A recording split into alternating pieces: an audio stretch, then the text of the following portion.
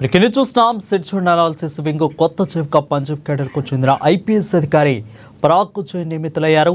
ఇక ఆయన 2 ఏళ్ల పాటు పదవీ కాలంలో కొనసాగనున్నారు. ప్రస్తుతం రాజ్ చీఫ్గా రవి సిన్హా పదవీ కాలం జూన్ 30 తేదీతో ముగుస్తుంది.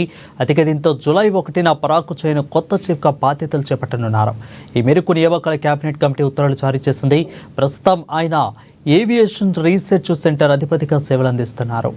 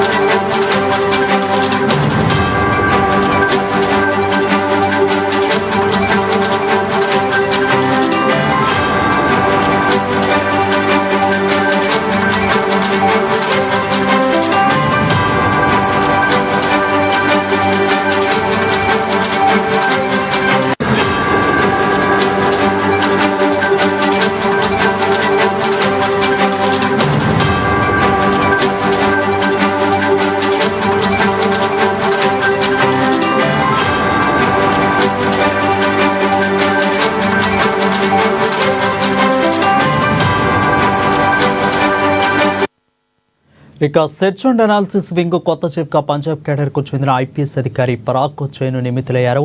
ఆయన 2 ఏళ్ల పాటు పదవి కాలంలో కొనసాగనున్నారు. ప్రస్తుతం రాజ్ చీఫ్ రవి సిన్హా పదవి కాలం జూన్ 30 తేదీతో ముగియనుంది. దీంతో జూలై 1న పరాగ్ జైన్ కొత్త చీఫ్గా బాధ్యతలు చేపట్టనున్నారు.